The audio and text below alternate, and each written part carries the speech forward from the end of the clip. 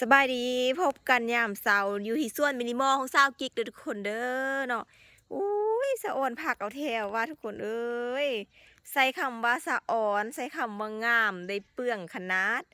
เบิ้งเฮาสิมาเริ่มต้นอยู่ตัวได้ก่อนเฮาสิเริ่มต้นอยู่ที่ห้อมบัวเฮาเลยเนาะห้อมบัวนี่จะเป็นห้อมบัวแบงเด้อทุกคนเด้อเนาะกกใหญ่ก่อใหญ่เนาะกกใหญ่ก่อใหญ่เป็นพันธุ์ใหญ่ว่าซั่นซะเนาะเบิ่งแต่สังเกตแต่ใบเลยพี่น้อง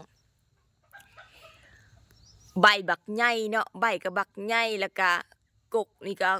กกตุยๆว่านๆไปเลยเนาะเขาเจ้ามักขนาดเอาไปค่ายเนาะค่ายอาทิตย์ละครั้งอาทิตย์ละเทื่อนั่นเองเนาะอาทิตย์ละ5 กิโลเนาะปุ๊กน้อยๆค่ายอาทิตย์ละ5 กิโลเนาะแบ่งค่ายจนก่องะก่องางทุกคนแล้วเฮาก็จะบ่ได้ปล่อยให้อันนั้นเนาะมีแต่ผักบัวเนาะเฮาจะสังเกตว่าเฮามีผักชีเนาะเฮาจะมีผักชีนี้ทำอีเฮาก็จะหว่านแล้วเฮาก็จะย้อนออกจะเหลืออยู่กก2 กกแล้วเฮาก็จะเด็ดเนาะเฮาจะเด็ดตัวนี้ให้ปงไหมเนาะเฮาจะเด็ดให้ปงแบบได้กินตลอดกาลเลยเห็นนะงามเนาะเอาไปทีละอย่างเนาะแล้วก็จะมีโซนนี้เขาจะเอิ้นว่าผักกาดเนาะเอาให้เบิ่งผักกาดสอมเนาะผักกาดสอมเด้อเนาะเห็นบ่เป็นโฟมนะผักกาดสอมตัวนั้นได้มาจากไสแม่นได้มาจากตัวนี้เนาะที่วานแบบนี้แล้วก็ไปบงเนาะเห็นบ่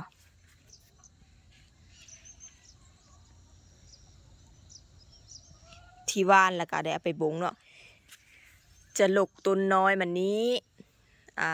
ไปบงเนาะทุกคนเนาะไปบงตัวนี้ก็จะเป็นให้เป็นต้นใหญ่เนาะนี่ก็จะได้เป็นต้นใหญ่บงห่างๆเนาะห่างๆก็จะเป็นต้นใหญ่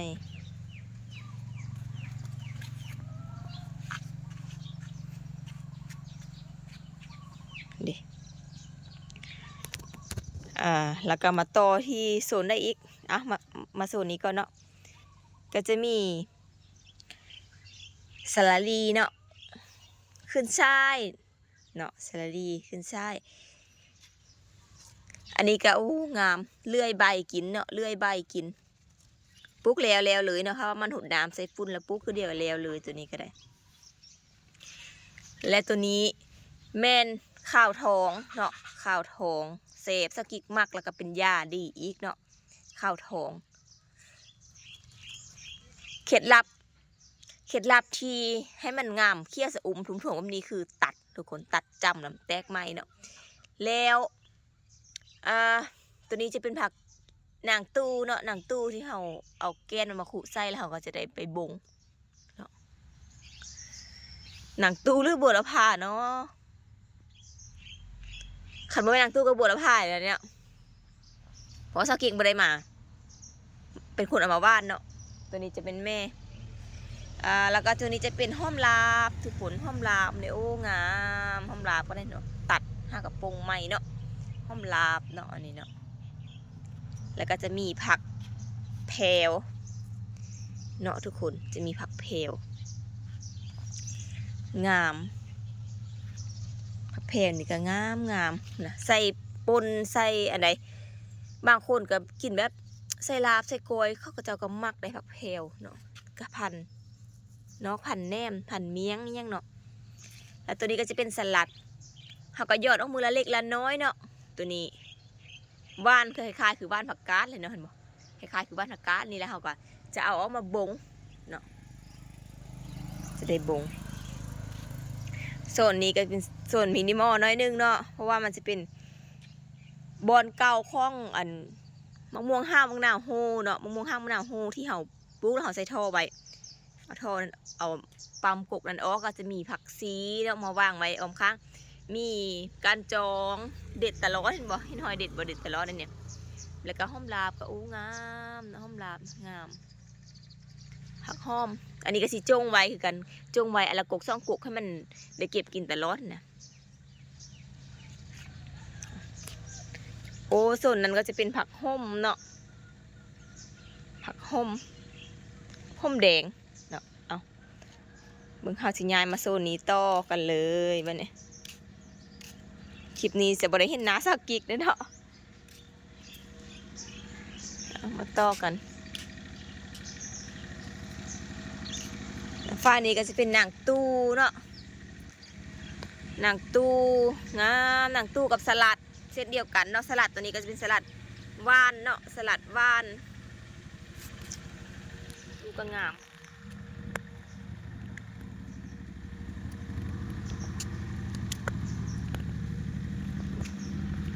เป็นสลัดว่านแล้วก็ย้อนคือกันเนาะย้อนออกมา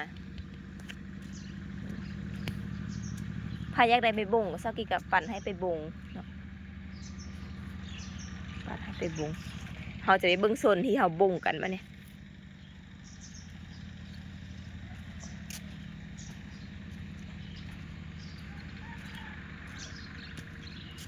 เสื้อมินิมอลเนาะ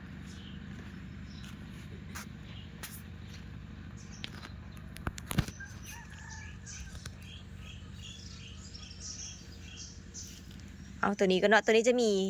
หลักๆเขาจะห้อมแปนเนาะเขาจะปลูกห้อมแปนหรือผักชีเนี่ยผักชีใบเลื่อยปะผักชีใบเลื่อยปะ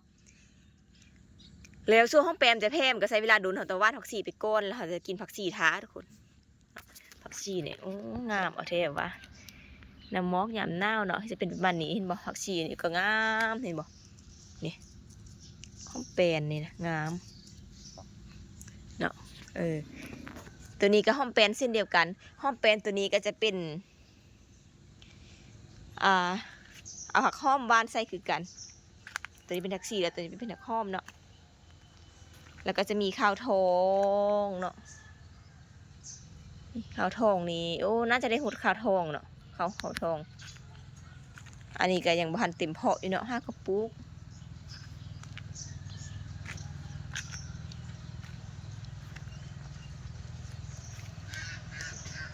ข้าวทองและตัวนี้ก็จะเป็นผักปูมนั่นเอ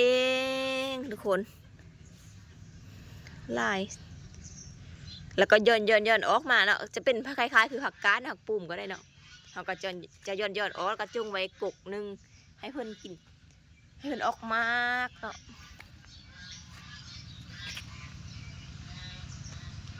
ให้เพื่อนออกมาช่วยเนาะ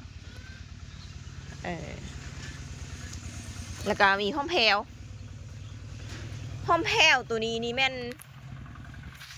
เต็มเพาะแล้วเนาะพร้อมค่ายเป็นเพาะเนาะอันนี้พร้อมค่ายเป็นเพาะหรือว่าพยักสร้างเป็นยอดเป็นยังกะเขาสามารถตัดให้ได้เนาะเพาะกับค่ายยอดกับค่ายทุกคนเนาะและตัวนี้มะละขี้นกทุกคนมะละขี้นกเนาะปลูกซ่องเพาะปลูกลายเนาะ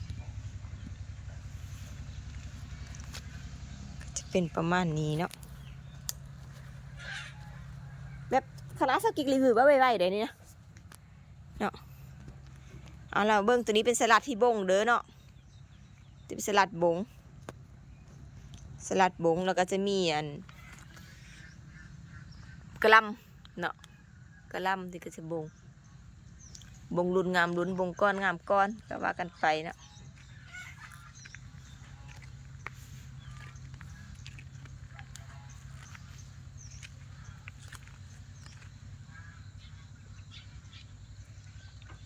จิมผักบงเนาะผักบงนี้อันว่านละนานขึ้นทุกคนนานแตกนานขึ้นเนาะแล้วเราได้เอาผักสลัดมาบงแล้ว5 ก็แตก5 ก็ขึ้นจะเป็นประมาณนี้เนาะอันนี้ผักบงจีนเนาะผักบงจีนตัวนี้ผักส่วนมินิมอลเขานี้นะเขาค่ายเป็นกระเพาะนำเด้อทุกคนเด้อเนาะถ้าอยากใดก็มาซื้อได้ค่ายยกเพาะให้เลยค่ายยกเพาะให้เลย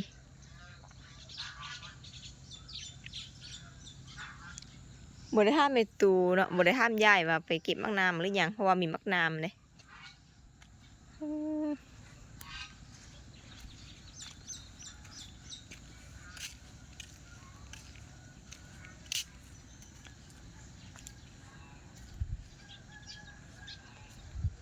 เห็นบ่งามเลื่อยตลอดใบมันก็เนี่ยทุกคนผักบัวแล้วก็จะมีนี่อันนี้เป็นมักนามเนาะมักนามเห็นบ่เก็บไล่หน่วยแล้วเนาะไอเดียส่วนมินิมอลหน้าบานเลยทุกคนเด้อก็จะเป็นประมาณนี้แหละน่าจะเก็บแล้วเนาะพอบ่เห็นแหละ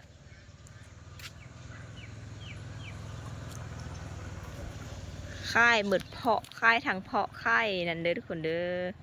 ก็จะเป็นประมาณนี้เอาคลิปนี้ใครอยากได้ไอเดียดีๆงามๆแล้วก็อันนั้นใดเนาะสามารถติดตามใดเด้ทุกคนเด้จะได้ผักงามๆแบบนี้ไว้กินแล้วก็ได้มันสดชื่นหูสดชื่นตาสดชื่นหัวใจเด้ทุกคนงามเลิศเนาะ